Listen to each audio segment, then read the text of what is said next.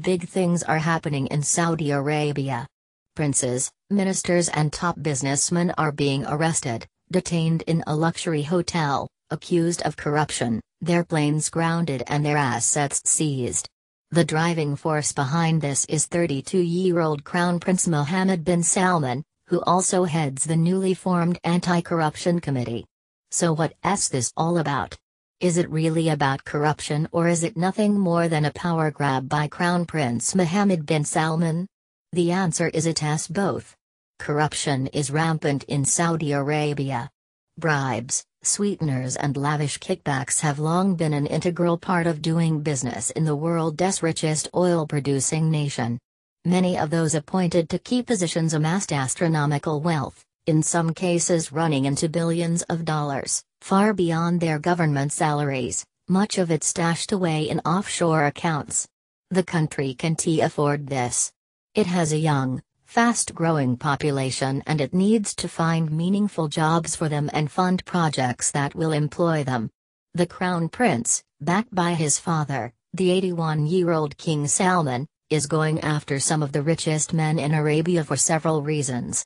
He wants to send a signal that the old way of doing business is no longer acceptable, that Saudi Arabia needs to reform and modernize if it is to survive as a successful nation in the 21st century.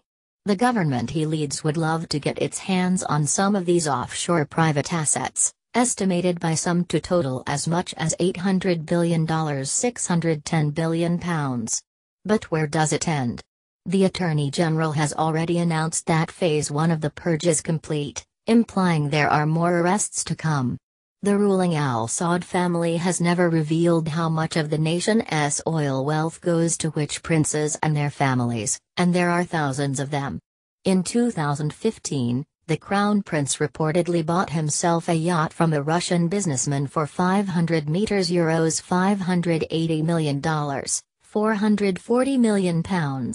So while many ordinary Saudis are welcoming this purge of the rich and famous, in the hopes that some of their wealth will be redistributed to the general population, it is not yet clear where the line will be drawn on this investigation. This is of course, about power too. At 32 years old, Prince Mohammed bin Salman, or MBS, as he is known, has already amassed extraordinary control over the key levers in the country. He is the youngest defense minister of any major country, and is also driving an economic development program, declaring his intention to wean Saudi Arabia off its dependence on oil revenues. As his father's favored son, he runs the all-powerful royal court, and he has some useful allies. After a visit to Washington and President Donald Trump's trip to Riyadh in May, there is now a close bond between the Crown Prince and the White House. He is largely popular with the young, despite dragging the country into a seemingly unwinnable war in Yemen and executing a damaging boycott against neighboring Qatar. But he also has enemies. The old guard in Saudi Arabia are rattled. For a start, the elevation of such a young, untested prince to be next in line to the throne has upset the usual line of succession. Part of last Saturday's purge included the removal of Prince Mohammed bin Abdullah as head of the National Guard. Prince Mohammed was never a credible threat to the Crown Prince, but the National Guard has been run by former King Abdullah and then his son for 51 years.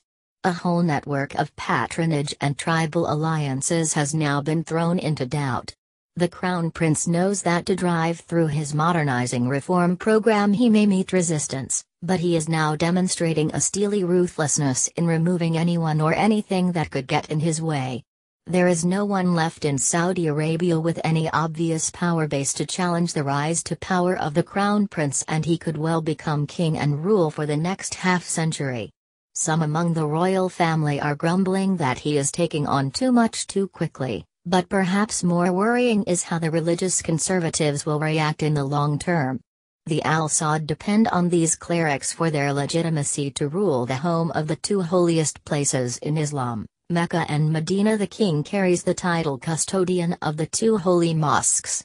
So far, the clerics have accepted the curbs on their power and in September acceded to the lifting of the ban on women driving, which they always resisted.